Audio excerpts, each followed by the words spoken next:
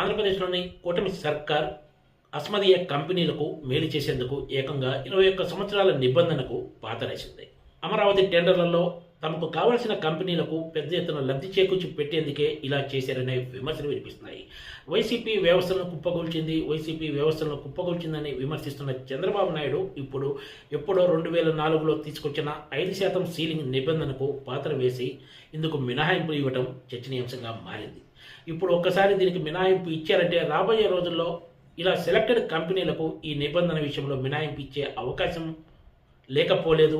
దీనివల్ల ప్రభుత్వ ఖజానాకు పెద్ద ఎత్తున నష్టం వాటిల్లే అవకాశం ఉందనే చర్చ కూడా సాగుతుంది. రాష్ట్ర ప్రభుత్వం చేపట్టే ఏ పని అయినా కూడా అంచనా విలువలో 5% మించి టెండర్లు వేయడానికి వీల్లేదు. అలా కాదని అంచనా విలువ కంటే 5% మొత్తానికి ఎవరైనా కోట్ చేస్తే ఆ టెండర్ను ఆటోమేటిక్గా తిరస్కరిస్తారు. కానీ ఇప్పుడు తాజాగా అమరావతిలో విద్యుత్ శాఖకు చెందిన పనుల కోసం పిలిచిన టెండర్లలో కొన్ని కంపెనీలు దగ్గర అంచనా విలువ కంటే 9% ఎక్సెస్తో టెండర్లు దాఖలు చేశాయి. నిబంధనల ప్రకారం అయితే మున్సిపల్ శాఖ మంత్రి నారాయణ, సిఆర్డీఏ కమిషనర్ ఐఏఎస్ అధికారి కన్నబాబులు ఈ టెండర్లను రిజెక్ట్ చేయాలి. కానీ వీళ్ళు అలా చేయకుండా సిఆర్డీఏ అథారిటీ సమావేశంలో అంచనా విలువ కంటే ఎక్కువ వచ్చిన ఈ టెండర్లను ఆమోదిస్తూ తీర్మానం చేసి ఈ ప్రతిపాదనను ప్రభుత్వానికి పంపారు. ప్రభుత్వం కూడా తాజాగా ఈ ప్రతిపాదనకు ఆమోదం తెలుపుతూ 9% ఎక్సెస్కు అనుమతించింది. ఈ కారణంగా సర్కార్ ఖజానాపై కోట్ల రూపాయల మేర భారం పడబోతుంది.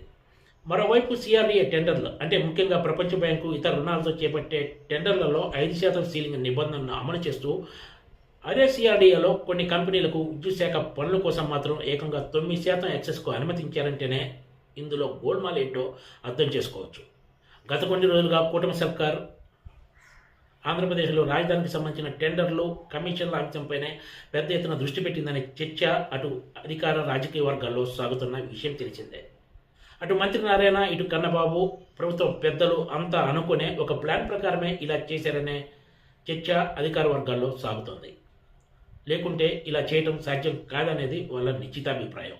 5% సీలింగ్కు మినహాయింపు ఇస్తూ ఈ రెండు కంపెనీలకు 9% ఎక్సెస్తో అనుమతిస్తూ జీవో జారీ చేశారు కూడా.